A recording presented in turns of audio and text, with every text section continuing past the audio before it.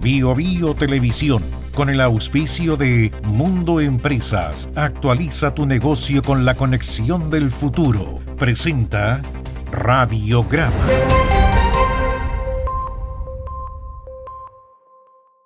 Tu negocio en manos expertas, con la fibra más premiada de Latinoamérica. Conversemos en el 600-9100-200 o en tumundo.cl/empresas. Actualiza tu negocio con la conexión del futuro.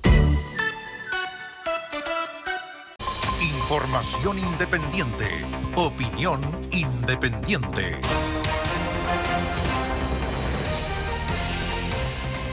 ...4 de septiembre, las fechas empiezan, claro, pasa el tiempo y las fechas, conmemoraciones, aniversarios comienzan a superponerse.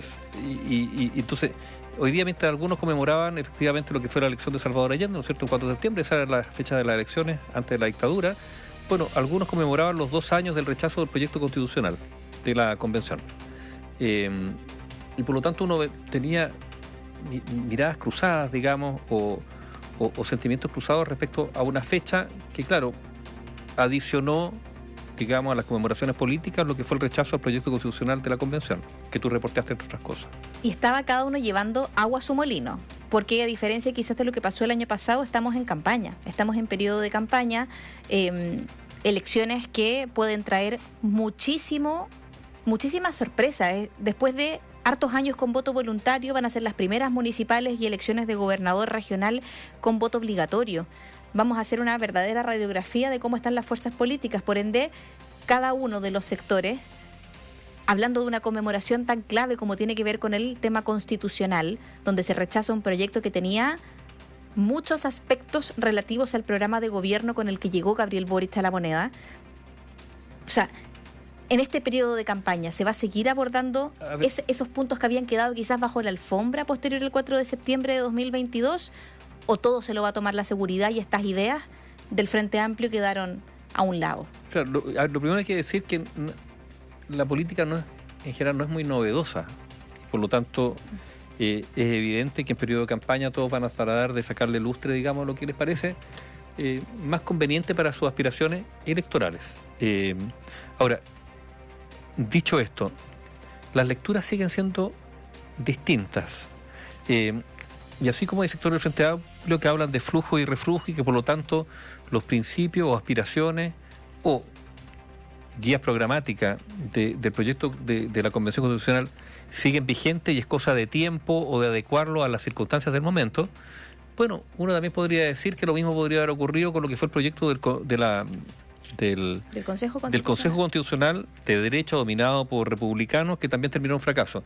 Y por lo tanto, lo primero que quizás habría que decir es preguntarse por qué 2 proyectos constitucionales fracasaron. Y si eso significó una oportunidad perdida, no para uno u otro sector, sino para todos los sectores de haber logrado algo que superara lo que para muchos era un tema pendiente, que era una nueva constitución. Es la política, uno puede hablar de un sector, del otro sector, pero es la política la que ha ido de fracaso en fracaso, incapaz, en primer lugar, de elaborar una propuesta constitucional que le hiciera sentido a la mayoría, fuese del sector que sea. ¿Por qué? Por incapacidad, digamos, de alcanzar acuerdo. Y lo otro, yo creo que también girando a cuenta de una retórica agotada, que es una manera también de eludir la responsabilidad, y es poner en el proyecto constitucional la solución a una serie de problemas que no pasan necesariamente por la Constitución, sino que pasan por proyectos de ley, por políticas públicas que tienen que consensuarse en el Congreso a partir de proyectos legales, y donde ha habido incapacidad de llegar a esos acuerdos. Las pensiones. Obvio, ¿no es cierto? ¿Cuántos años hablando de pensiones? No mucho, más de 10. Con expertos que han evacuado informes, que han hecho propuestas. O sea, todos hablan que se requiere una reforma, pero la incapacidad del mundo político para ver cuáles son los mínimos comunes para desde ahí elaborar un proyecto que le haga sentido a una mayoría que finalmente lo respalda. Bueno, esto habla de un fracaso de la política, y probablemente el largo fracaso de la política desde hace ya muchos años, varios gobiernos, en elaborar propuestas mayoritarias en elementos que le hacen mucho sentido a la gente, que son demandas de la gente. Bueno, lo simbólico final fue que además 2 proyectos constitucionales de signo opuesto terminaron también siendo rechazados por la mayoría de la población. Entonces, yo creo que al final, más allá de lo que diga cada uno de los sectores, a mí lo que me queda es una sensación de esterilidad de la política muy, muy grande, desde hace mucho, mucho tiempo, y de la que la clase política no se hace cargo. Y un llamado a la reflexión también respecto a lo que es la sociedad chilena como tal, como en un periodo muy corto, históricamente hablando, se pudo pasar de votar en una mayoría por lo que fueron los convencionales constituyentes que representaban al mundo de la izquierda y la izquierda más radical, y por otra parte, en un periodo muy corto, poco menos de 2 años, pasar a votar en su gran mayoría por el Partido Republicano, que representa a la derecha radical. 2 proyectos que eran totalmente maximalistas. Claro, Antagónicos y maximalistas políticamente hablando, y que la ciudadanía rechazó de manera contundente, pero que también se escogió a quienes los iban a redactar de manera maximalista. Y el concepto maximalista también hay que asociarlo a algunas otras características, también con un profundo desprecio hacia los demás. O sea, personas que se sintieron poseedores de una verdad revelada, que era eso o nada, o sea, el todo o nada, y que finalmente terminó en nada. También hay que decirlo. Y más allá del análisis respecto a la situación del país, que uno podría decir, al cabo de estos años, la situación es mejor o peor económicamente para el ciudadano común. Antes de los procesos constitucionales, ¿se vivía mejor o se vivía peor que hoy día? Cada cual podrá responder. Pero bueno, más allá de las circunstancias que llevaron a algunos a decir se requieren cambios para... Bueno, la fórmula de esos cambios no le hicieron sentido a la mayoría de la ciudadanía. Y cuando eso ocurre es porque la política fracasa. Y hoy día estamos, podríamos decir, con un ejecutivo que también entendió en algún punto el cambio de tono.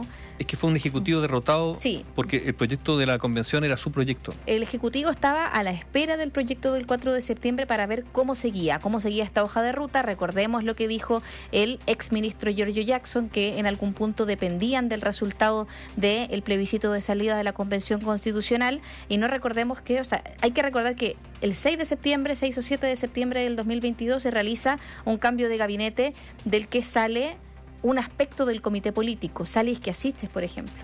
Llega Carolina Toá. Sale Giorgio Jackson de la SECPRES, del comité político, y se va al Ministerio de Desarrollo Social y Familia, ministerio del cual sale luego por el tema del caso convenio. Pero se hace un cambio de tono respecto a la forma de llevar el Ejecutivo y poner la seguridad como una de las principales prioridades. La ministra Vallejo hablaba de un segundo tiempo en ese momento, de que se iniciaba el segundo tiempo con esta derrota, y podríamos decir que de ahí en adelante aspectos claves que estaban en el programa de gobierno, reformas estructurales, pasaron a segundo, tercer plano o incluso se descartaron. Sí, claro, la pregunta es qué es lo que viene ahora, más allá de si uno puede compartir o no, no solo las causas del malestar que sirvieron de abono, digamos, a los proyectos constitucionales, sino también la necesidad, pensando para adelante, no quedándose atrás, pensando para adelante, cuáles son los cambios que se necesitan. Hay muchos temas pendientes, pero esto pasa por acuerdo, o sea, por acuerdos mayoritarios, sí. Cada cual podrá tener su fórmula, pero si cada una de esas fórmulas no es capaz de concitar una mayoría, están destinadas obviamente al fracaso en democracia, a no ser que alguien piense en otra solución. Entonces, yo insisto en el concepto de la esterilidad de la política. Es grave cuando en democracia, para un amplio sector de la ciudadanía, la política deja de hacerle sentido como un instrumento válido, valioso, pero además ejecutivo, que logra cosas, productivo. Y yo creo que hay un déficit que se ha ido... Bueno, es cosa de ver las encuestas, ¿no es cierto? En las encuestas el Parlamento aparece siempre muy, muy mal evaluado, con altos niveles de rechazo o desconfianza, y eso obviamente es malo, porque de lo que sale ahí, salga lo que salga, es mirado con desconfianza. Y un punto importante es ver lo que está pasando ahora, porque cuando se rechaza el primer proyecto se hizo un llamado a la reflexión, al diálogo y a los acuerdos. Luego se realizó una mesa encabezada por Vlado Mirosevic, estuvo en su momento, el diputado Raúl Soto, el ahora ministro, en ese entonces senador Álvaro Elizalde, generaron un segundo proceso constitucional, nuevamente rechazado por la ciudadanía. El llamado a los acuerdos y a la unidad siguió. Se dijo desde un ala de la política al otro ala de la política, y hoy día estamos con una oposición totalmente fraccionada. Luego de las negociaciones electorales tenemos a el Partido Comunista distanciado del socialismo democrático por diversos actores, factores, Venezuela, entre otros.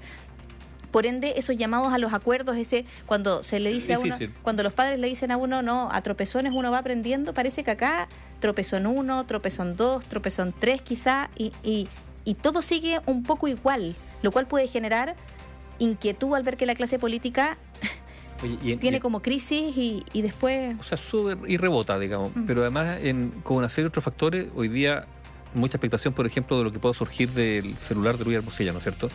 Pero además no pocos actores de la política apostando a que fenómenos de ese tipo sean los que finalmente le sumen votos o le resten votos, ¿no es cierto? Y por lo tanto, también la política pegando manotazos de abogado, esa es la verdad, buscando aferrarse a cualquier tabla de salvación que a veces no tiene mucho que ver con la política, a pesar de que puedan haber vínculos, para ver si ahí salva algo la ropa. Pero así es el desde. Y los políticos siguen acostumbrándose al desde, o conformándose con el mínimo. El voto en todo caso es obligatorio. Análisis sin compromisos. Opinión independiente. Bio Bio Televisión, con el auspicio de Mundo Empresas, actualiza tu negocio con la conexión del futuro. Presentó Radiograma.